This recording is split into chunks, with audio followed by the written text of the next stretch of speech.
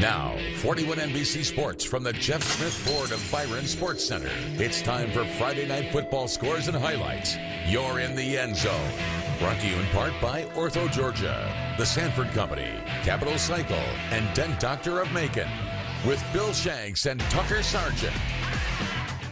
Welcome to the end zone. I'm Bill Shanks from Fox Sports 1670 AM in Macon and the Telegraph. We've got 7 games on the rundown tonight, including our game of the week, Howard and West Lawrence. We start at McConnell-Talbert Stadium as the undefeated Houston County Bears welcome Lakeside-Evans to Warner Robins. The Bears defense has been unbelievably good so far this season, while the offense, led by star quarterback Jake Fromm, has been outstanding, scoring 37 points per game. The Bears starting to gain some attention as possibly one of the better teams in the state of Georgia. They try to keep their undefeated season going tonight in front of the home folks. Here we go. The Bears and the Panthers at McConnell-Talbert Stadium, and here come the Bears. It was homecoming. They get on the board with a field goal here. Jordan Strevig kicks it. 3-0 is the early lead right there for Hoco. Then later on, Fromm gets it back, looking, and Javon West gets it, looking at him go all the way down to the 18-yard line before he slung down.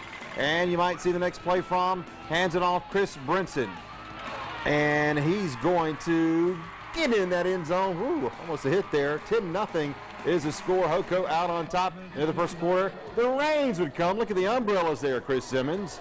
Second quarter now, Fromm's going to launch it. Hey, cameraman, you almost got deked there, big boy.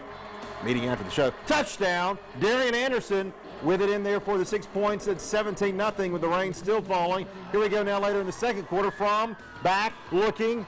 He's going to launch it again. Upper left corner of your screen. Anderson gets it inside the 5. Fromm really good all night long. Then he sets this up. Brinson runs it in for the touchdown. They're in there for 6 more. The Bears would go for the 2-point conversion. That would make it 25-0. Now winding down the second quarter, Fromm throws it. Jalen Searcy, and that sets up a touchdown. He gets to the 14-yard line.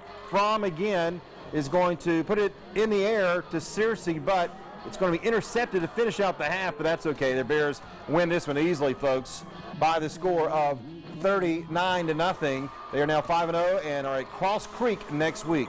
Now to Thompson Stadium. Northeast hosted Manchester tonight. Here's the very talented Northeast marching band warming up before the game. Northeast gets the ball first, tries to get going, but it was pretty tough defense for Manchester all night long. Jerome Grayer is going to scoot through the line here for about 6 yards for the Raiders. Grayer will get the handoff the next play, but he's going to be met at the line of scrimmage by a tough defense for Manchester. Grayer again gets the handoff here. Nice 5-yard run on the right side, but the Raiders were unable to get much going early on. Manchester now on their own 41-yard line. Here's their big play of the night. Handoff to number 6, Anthony Bell, and he's going to avoid the tackle and about 3 more and take off.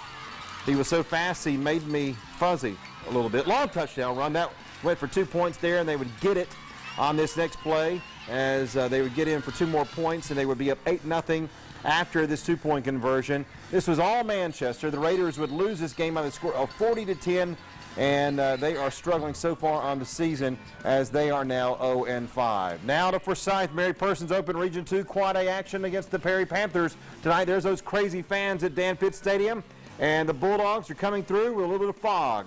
Chris Simmons, you didn't call for that. Just kidding. All right, how about this? Onside kick to start the game. Perfect. Brian Nelson goes crazy, but unfortunately, Mary Persons not even doing anything. The Bulldogs could not score. Perry drove it back down the field. On third down, they would try to punch it in, but Mary Persons' defense would hold them. He did not get in on that play. Next play, however, handoff to number 16, Jay Watkins.